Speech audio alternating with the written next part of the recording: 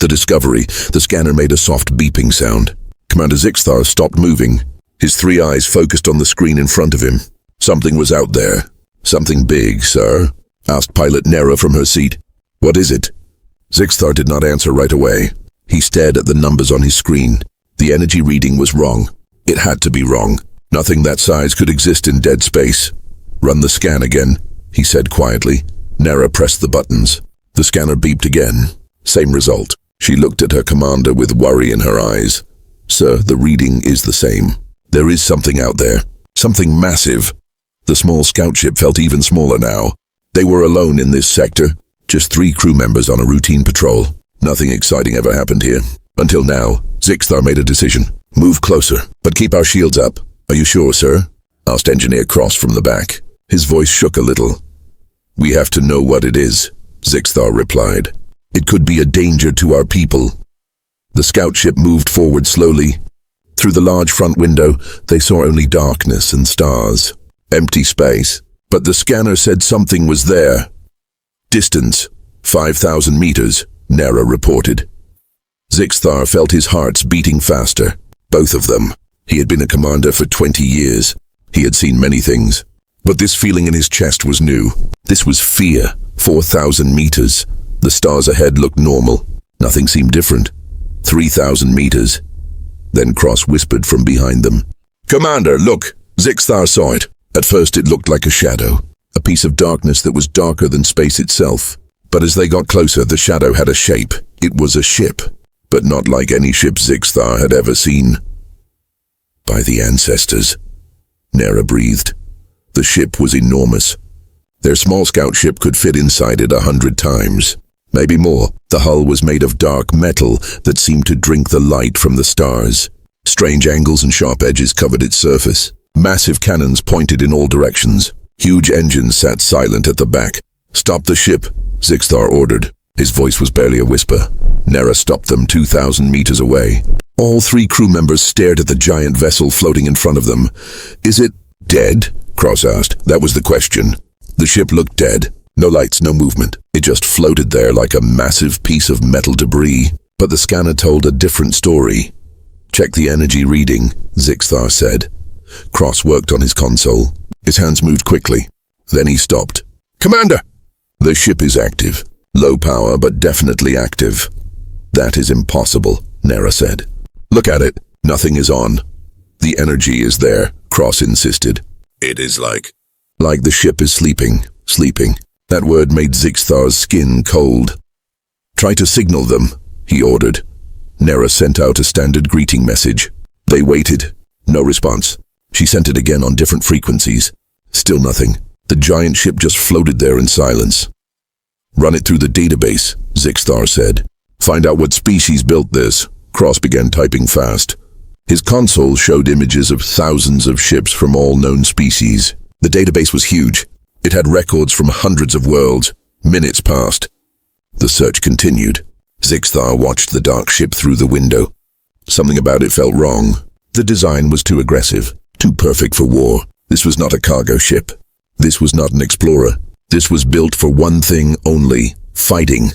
Commander, Cross said slowly, the database has no match. This design is not in our records. That cannot be, Zixthar replied. Our database has information on every known species in this part of the galaxy. I know, sir. But this ship, it is not in there. Nera turned in her seat. What does that mean? No one answered. They all knew what it meant. The ship belonged to someone they had never met before. Someone unknown. Someone possibly dangerous. Zixthar's hands gripped his command chair. Prepare to leave. Slowly, we need to report this. Yes, sir, Nera said. She reached for the controls. Then it happened. A light turned on. Deep inside the massive warship, a single red light in one of the windows. All 3 aliens froze. Did you see that? Cross whispered. They watched. Hearts pounding. Breath stopped. Another light turned on. Then another. Red lights, one by one, began to glow across the dark hull. Like eyes opening. Like something waking up. Commander. Nera's voice shook. What do we do? Zixthar could not speak. He could only watch as more and more lights came to life. Systems powering up. The sleeping giant was waking. And they were the ones who disturbed it. The last thing Zixthar thought before everything changed was simple and terrifying. What did we just wake up? The awakening. The red lights continued to spread across the massive warship. Like a virus, like fire. One light became 10. 10 became 100. The sleeping giant was waking up, and the three aliens could only watch in horror.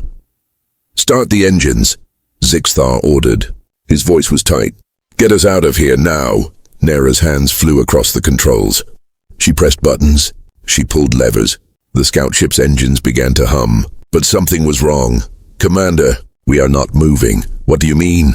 Zixthar leaned forward. "The engines are working. But the ship, it will not move. Something is holding us."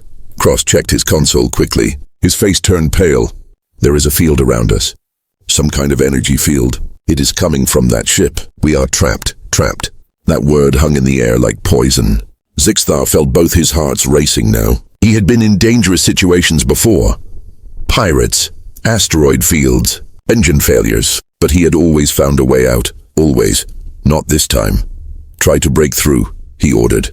"Full power to engines." Nera pushed the engines to maximum. The scout ship shook and rattled, but they did not move even 1 meter. The invisible field held them like a hand holding a small insect. "It is not working, sir," Nera said. She sounded scared now. More lights appeared on the warship. White lights joined the red ones. Sections of the hull began to glow. Symbols appeared on the dark metal. Strange letters in a language none of them could read. The symbols ran down the side of the ship like ancient writing. "What is that language?" Cross asked.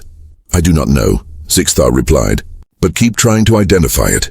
There must be something in the database." The warship was fully awake now. Every window glowed with light. The massive engines at the back began to pulse with blue energy.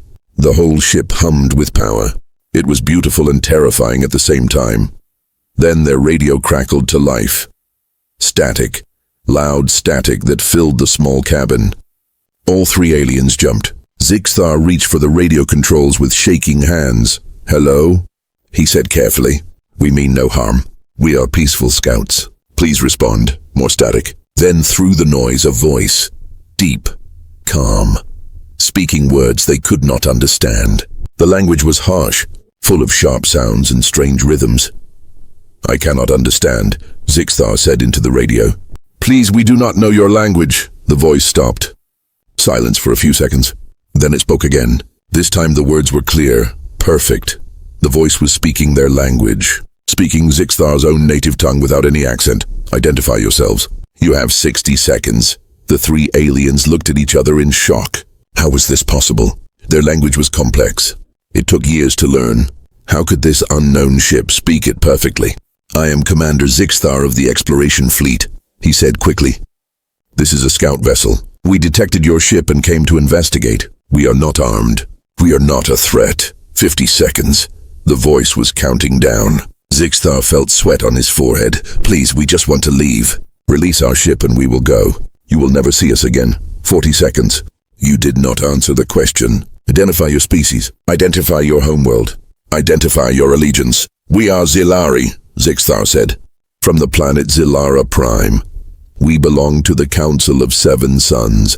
Please, we are explorers, not warriors." 30 seconds. "Scanning your vessel now." Cross's console lit up with warnings. "Commander, they are scanning us. Deep scan. They can see everything. Our weapon systems, our database, even our medical records." "Let them scan," Zixthar said. "We have nothing to hide." 20 seconds, Nera whispered. "What happens when the time runs out?" No one wanted to answer that question, but they all knew. They all saw the massive cannons on that warship. Cannons bigger than their entire scout ship. 10 seconds. "Please," Zixthar said into the radio. "We are telling the truth. Check your scans. You will see we are not dangerous." 5, 4, 3. Zixthar closed his eyes. This was how it ended, in empty space, killed by an unknown enemy. His family would never know what happened to him. 2, 1, silence. Zixthar opened his eyes. They were still alive. The scout ship was still whole. The voice spoke again. "Scan complete. Your vessel carries no weapons. Your species is not in our enemy database. You are telling the truth." All three aliens let out their breath at the same time. "Thank you," Zixthar said. Can you release our ship now? Not yet. I have questions. What questions? How long has my ship been here? Strange question. Zixthar looked at Cross. The engineer checked his data. According to our scans, Cross said nervously, your ship has been in this location for approximately 287 years. Long silence from the radio. Very long. Zixthar waited. He could hear his own breathing. He could hear Nera's hands shaking on the controls. When the voice spoke again, something had changed in it. Something cold. 287 years. The voice repeated slowly. We have been asleep for 287 years. Who are you? Zixthar asked. What species are you? Send me your star charts. All of them. I need to see what the galaxy looks like now. Why? Because the last time we were awake, this galaxy was at war, and we need to know if that war is over. Zixthar felt ice in his blood. What war? Who were you fighting? The voice did not answer the question. Instead, it said something that made everything worse. Sending your species name through my database now. Searching. Zilara Prime, Council of Seven Suns. They waited. Cross was shaking now. Nera held onto her chair like it might fly away. Search complete, the voice said. No results. Your species did not exist during the war. You are new. What does that mean? Zixthar asked. It means the war ended a long time ago. Long enough for new species to evolve and reach the stars. The voice stopped. When it continued, it sounded different, quieter, almost sad. It means we won. The war is over, and we were not awake to see it end. Who are you? Zixthar asked again. Tell us your species name. Searching your database for my species now. Let me see if you know about it. Cross's console began working on its own. Files opening. Information scrolling. The warship was inside their computer. Searching through their records, then it stopped. One word appeared on the screen. One single word that Cross read out loud with a shaking voice. Human. The cabin went silent. That word meant something. Zixthar had heard it before. Old stories, warnings from other species, legends from the time before his people reached space. The humans, Nera whispered. The old ones told stories. They said never engage, never provoke, never run, Zixthar remembered now. Ancient warnings passed down from species that were old when his people were young. Warnings about a species that fought a war so terrible that it changed the galaxy forever. A species that built ships like the one in front of them. Ships designed for one purpose only, to win. No matter the cost, you found us, the human voice said. After all these years, someone finally found us. Zixthar tried to speak, but his mouth was dry. Then the countdown hit 0 in a different way. The massive cannons on the warship began to move, slowly, carefully. They turned on their mounts. With a mechanical precision that was beautiful and horrible, all of them pointed at the small scout ship. All of them began to glow with building energy. Please, Zixthar said. Please do not. Stay exactly where you are, the human voice interrupted. Do not move. Do not try to run. If you do, my ship's automated defenses will fire. And if they fire, there will be nothing left of you. The three aliens sat frozen in their seats. The glowing cannons hummed with power. One shot. That was all it would take. One shot and they would be dust. Now, the human voice said calmly, let us talk about why you are really here. The standoff. The glowing cannons stayed pointed at them. Zixthar could see the energy building inside each weapon. Blue light. Getting brighter. Getting ready to fire. I told you the truth, Zixthar said into the radio. His voice was steady, but his hands shook. We are scouts. We patrol this sector. We found your ship by accident. Accident, the human voice repeated. In my experience, nothing in war is an accident. There is no war, Zixthar insisted. Not here, not now. The galaxy has been at peace for over 200 years. Silence from the radio. The cannons stayed locked on their ship. Zixthar could feel the eyes of his crew on him. They were depending on him. He had to keep them alive. You said your war ended, Zixthar continued. You said you won. Why do you still treat us like enemies? Because, the human voice said slowly, I have been asleep for almost 300 years. My crew is dead. My fleet is gone. And I wake up to find strangers at my door. Strangers who speak of peace. But I have heard those words before. Right before an attack. We are not attacking you, Zixthar said. Look at our ship. We have no weapons. We are explorers, scientists. We study stars and planets. We are not soldiers. More silence. Zixthar waited. Each second felt like an hour. He could hear Nera breathing fast beside him. He could hear Cross whispering a prayer in the back. Your physiological readings show fear, the human voice said. Heart rate elevated, body temperature rising, chemical stress markers detected. You are telling the truth. You are genuinely afraid. Yes, Zixthar admitted. We are afraid. Your ship is pointing weapons at us. Weapons that could destroy us in a second. Of course we are afraid. Good, the human said. Fear keeps you honest. The cannons dimmed slightly. Not much, but enough to show they were not about to fire. Not yet. I will ask you questions. The human voice continued. You will answer. If you lie, I will know. If you lie, this conversation ends. Do you understand? Yes, Zixthar said. We understand. First question. Why are you in this sector? This area of space was a war zone. It should be marked as dangerous. Why would scouts come here? Cross leaned forward and whispered to Zixthar. The war zone markers are gone, sir. They were removed 100 years ago. This sector is considered safe now. Zixthar repeated this to the human. Safe, the voice said with something like bitter humor. They declared it safe. The place where thousands died, where ships burned and planets fell. Safe. We did not know, Zixthar said carefully. Our history records speak of an ancient war, but the details are lost. Most species who remember it are gone now. We only have fragments, stories, warnings. What warnings? Zixthar hesitated. Should he tell the truth? The human said lies would end the conversation, but the truth might be just as dangerous. Tell me, the human voice demanded. The cannons glowed brighter again. The warnings say to avoid humans, Zixthar said quickly. They say humans are dangerous, that they do not stop fighting, that they do not surrender, that they would rather die than lose. Silence. Long silence. Zixthar thought maybe he said too much. Then the human laughed. It was not a happy sound. It was tired and sad and empty. They were right, the human said. We did not stop. We did not surrender, and many of us did die. Almost all of us. What were you fighting for? Nera asked suddenly.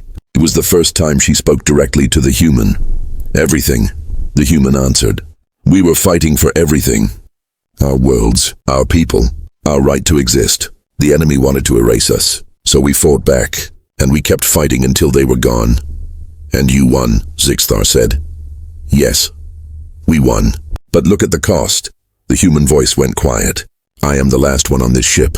The last one who knows what that victory meant. Everyone else is dead. The war ended and I was not there to see it. I was here, alone, floating in the dark. Zixthar felt something unexpected. He felt sorry for this human. This warrior who woke up to find his war was over and everyone he knew was gone. What is your name? Zixthar asked gently. A pause. Then, Captain Ryder, Captain James Ryder of the Earth Defense Fleet, serial number. It does not matter anymore. That fleet does not exist. Captain Ryder, Zixthar said. What will you do now? That is my question for you, Commander. What will you do now? You found a human warship, a relic from the old war. Will you report it? Will you send your military to deal with me? Will you try to capture this ship? No, Zixthar said immediately. I will report that we found an ancient vessel. I will recommend this area be marked for historical study, but I will not call for military action. You have done nothing wrong. Nothing wrong. Captain Ryder's voice rose slightly. I trapped your ship. I pointed weapons at you. I threatened your lives. You were protecting yourself. Zixthar replied. You woke up alone in a strange time. You did not know if we were friends or enemies. I understand. Any commander would do the same. Another long pause. The cannons dimmed more. Half power now. You are either very brave or very foolish, Commander Zixthar, Captain Ryder said. Maybe both, Zixthar admitted. I could still destroy you. I could erase all evidence of this meeting. No one would ever know. Yes, you could, Zixthar agreed.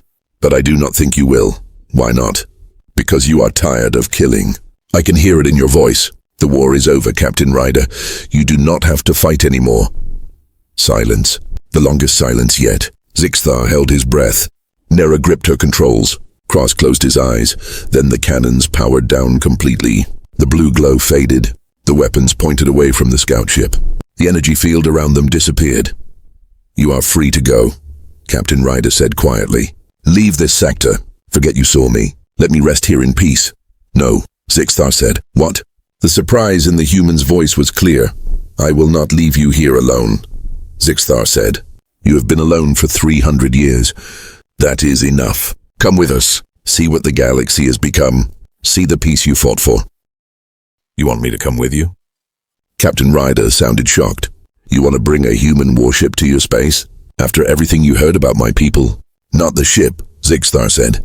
"Just you. One human. One survivor. You deserve to see what you won. You deserve to know it was worth it. My ship, your ship can stay here.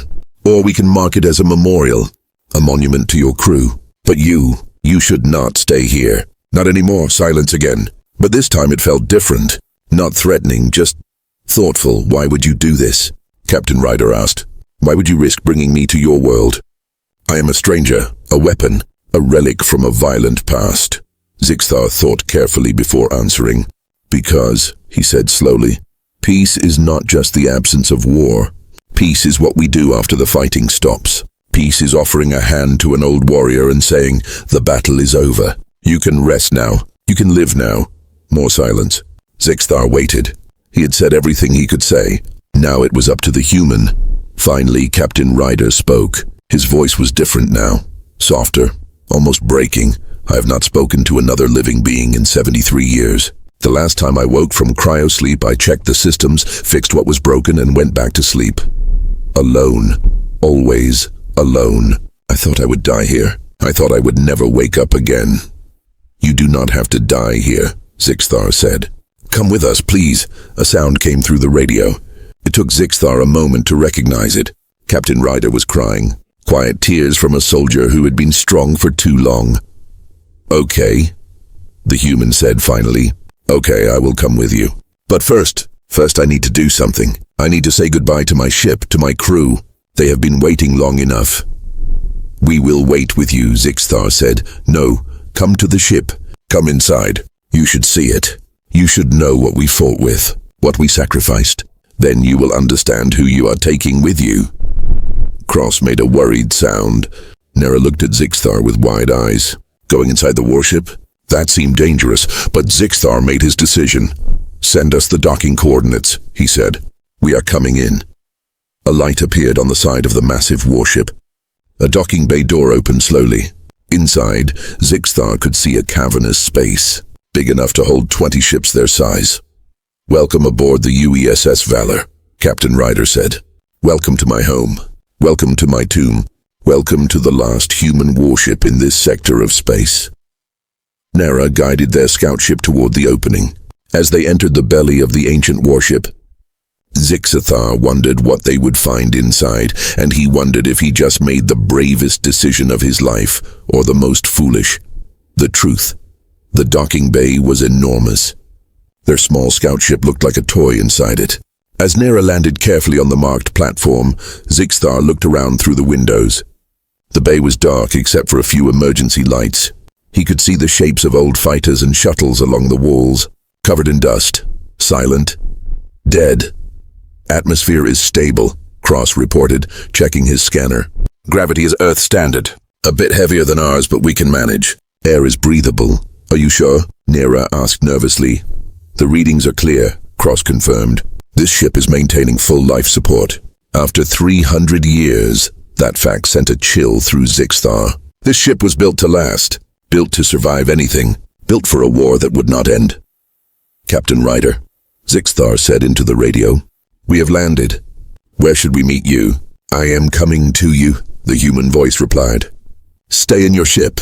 I will be there in 5 minutes. I need to prepare myself. I have not seen another living face in a very long time." They waited.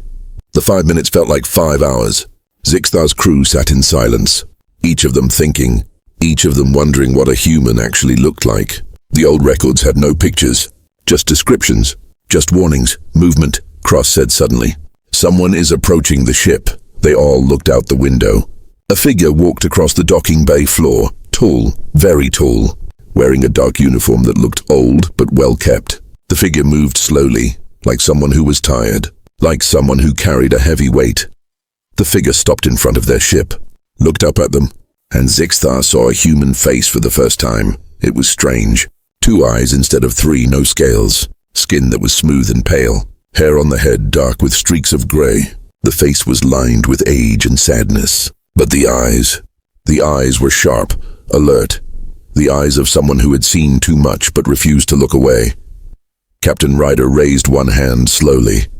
A gesture of peace. Zixthar stood up. "I am going out." "Commander, are you sure?" Nera asked. "He came alone, unarmed. I will do the same." Zixthar moved to the airlock. "If something happens to me, you leave immediately." "That is an order, sir. That is an order," Zixthar repeated firmly. He opened the airlock and stepped out. The air in the docking bay was cold. His breath made small clouds. The gravity pulled at him, heavier than he was used to. But he could manage. Captain Ryder stood 10 meters away, waiting. Up close, the human looked even more tired, more worn, like a blade that had been sharpened too many times. "Commander Zixthar," the human said. His voice was the same one from the radio, deep and careful. "Captain Ryder," Zixthar replied. He tried to keep his voice steady. They looked at each other. 2 beings from different worlds, different times, different wars. But in this moment, in this cold docking bay, they were just 2 people meeting for the first time. "You are smaller than I expected," Captain Ryder said. A small smile touched his face. "Our record said most species were larger than us." "You're taller than I expected," Zixthar admitted. "Our stories made humans sound like giants. We are not giants. Just stubborn." The captain's smile faded. "Thank you for coming inside. I know it took courage.